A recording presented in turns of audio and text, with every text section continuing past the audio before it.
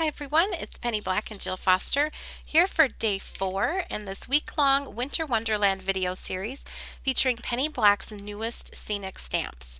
And the stamp that we are going to be creating with today is 40-879 Rivulet. And this stamp is really fun to work with. It looks a little busy when you first look at it, but it's actually super easy to create with. So in this series, in each video I'm sharing 2 cards with these scenic stamps, a simple one that requires no painting, and then a second more layered and painted design, just showing some of the versatility with these scenic stamps. So for our first technique, this is going to require no watercoloring, and it features a very simple classic style. It's super easy to do, but it's really beautiful in the finished card. So I am stamping inside my MISTI stamp positioning tool. I'm stamping onto Strathmore Bristol Smooth cardstock, and here I am inking up my stamp, the lower portion of the stamp, using Ranger Archival inks. For this technique, you can really use whatever type of inks or ink pads that you like. Just pick the colors that you like. Now I'm inking the top part of the stamp using a larger Ranger Archival ink pad. And you can see instantly right there you have a really pretty scene. Now I want to go in and add just a little bit of shading. So I'm going to add a touch of darker colors sort of here and there, and I'm using Tombow dual brush pens. You could use any water-based marker to do this. I'm not coloring the entire background or the entire stamp, but just touches here and there. Now I started with a lighter brown and found that I needed to go to something much darker to have more of an impact, but it took me a while to realize that. I don't know why I kept stamping with this one. But I will have all of the exact colors of inks, markers, everything that I am using listed for you down in the YouTube description box below. I'll also list and link all of the Penny Black stamps and dies I'm using down in that YouTube description box below as well. So here I am just moving in with a darker color. You can see you do not need to be exact about this in any way. Just a touch of color here and there. I recommend sort of coloring in a vertical manner to match the trees in the background, but just a little bit of variation really helps just to bring the scene to life, give it a little more depth and dimension. And I'm also just adding a little bit more ink there, capturing some more of that detail.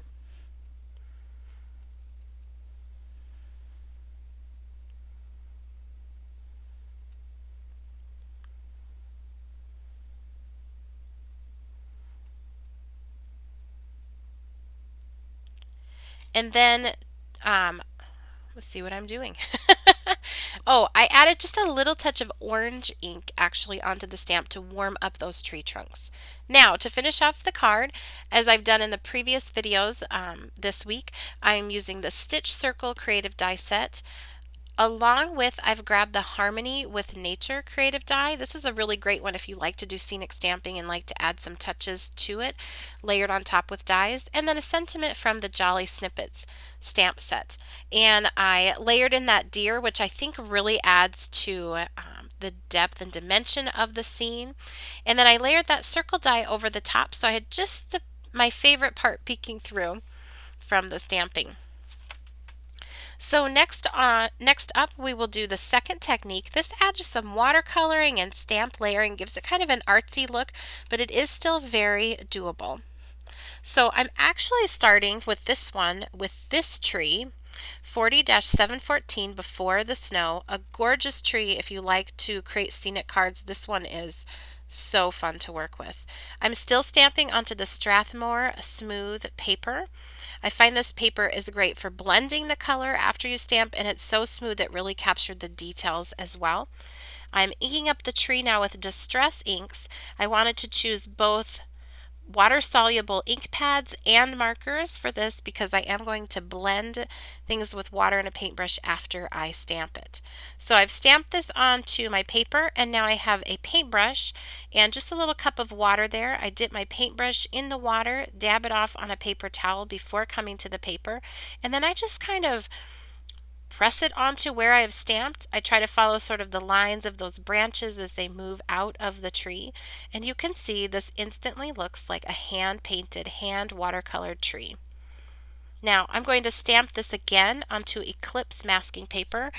The best way I can think to describe that is just like a large sticky note, and then you can stamp onto it, cut it out, and use it as a mask. So I'm just going to cut that out. Now when masking this, you can see I do not cut every tiny little branch extending out from the tree, just the larger ones, and I get them the best I can. It doesn't have to be perfect. It's not worth driving yourself crazy over.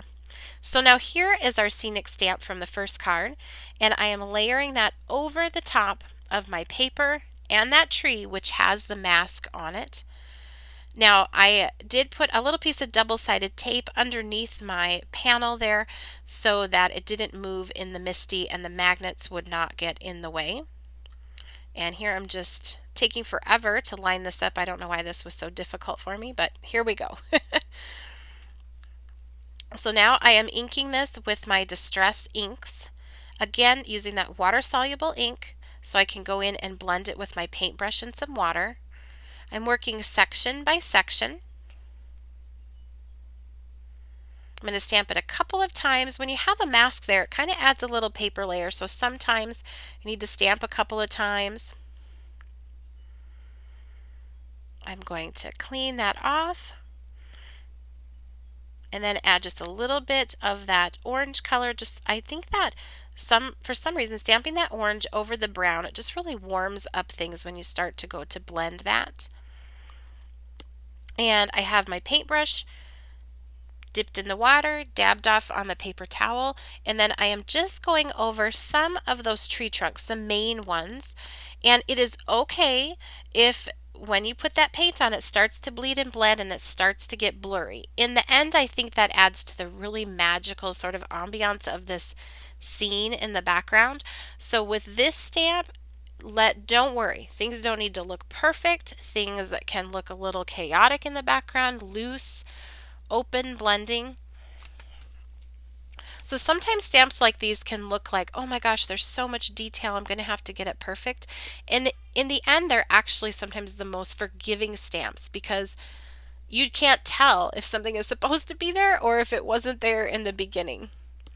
So I'm just blending these a little bit more. As we go on in making this card, you'll see they get blended a lot more, but as I was going, I wasn't sure if I was going to paint some sky color in, so I'm just kind of working my way around and seeing how it looks.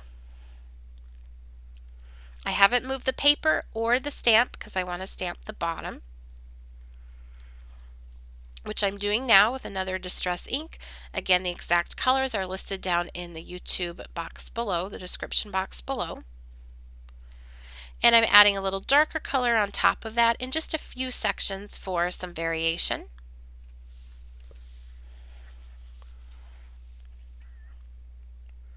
And I'm going to blend that out. You'll notice I stamped the brown, blended it, then went into the blue and blended it. And I find if I use the Bristol paper and I stamp and blend sort of color by color or section by section, it's really easy to sort of blend those colors and get them to move around on the paper and give you that beautiful watercolor look.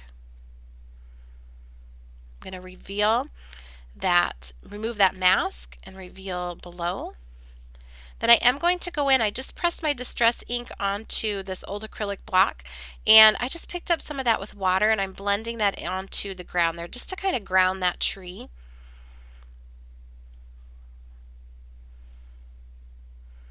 And I'm also going to blend that area around the tree where the mask was. That's why you don't have to cut the mask perfectly because you can go in and sort of blend that area around it later. And here's where I decided to go a lot looser on that background. And for me, that's when this really started to come together. I felt like the scenic stamping in the background and the ground started to match up with the look of the tree.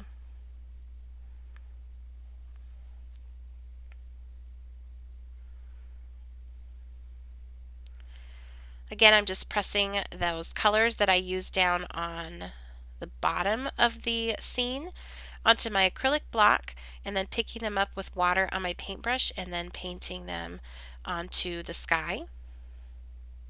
So sorry, I'm a little bit off camera there. Now, Part of that ink from the tree stamping is going to blend into that sky stamping, and that's totally fine. I think having a little bit of time spaced in there, so the top part of course was dry, but it also just had more time to absorb into the paper. You don't completely lose the trees or the forest in the background, even if some of the painting of the sky bleeds and blends with those trees. It ends up looking really magical. I love how it turned out. And I'm so sorry, part of that is off camera there. I move it down here for you now. Sometimes I've said this before, I get to making these cards and I just space out, forget that I'm filming. So I hope that didn't drive you too crazy. You can see just a little bit of that blue up around the top, water to blend down at the base of those trees, and the scene is coming together, picking up a little bit of color down here just to add some more depth. And then I'm actually even going to take my marker and color just right on top a few of these trunks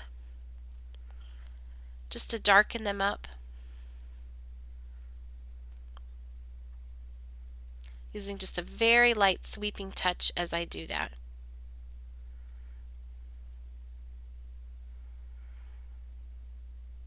Now finally, to finish the scene, I have some just white acrylic paint there on that old acrylic block, and I'm picking it up with my paintbrush and just adding it on for some snow falling down. You certainly could also just water that acrylic paint down and splatter it onto your background, but I like a little bit more control of just dabbing that on. A white gel pen also works great for this as well. So here's a look at the finished card. I decided to not put a sentiment on the outside, and then a sentiment could be added on the inside for many different occasions. For Christmas, New Year's, winter birthdays, masculine cards. There's really thank you cards after Christmas. That's what I love about these scenic stamps. They can be used in so many different ways. I hope you enjoyed today's video. If you did, please be sure to give it a thumbs up and subscribe, and we'll see you tomorrow with more scenic stamping.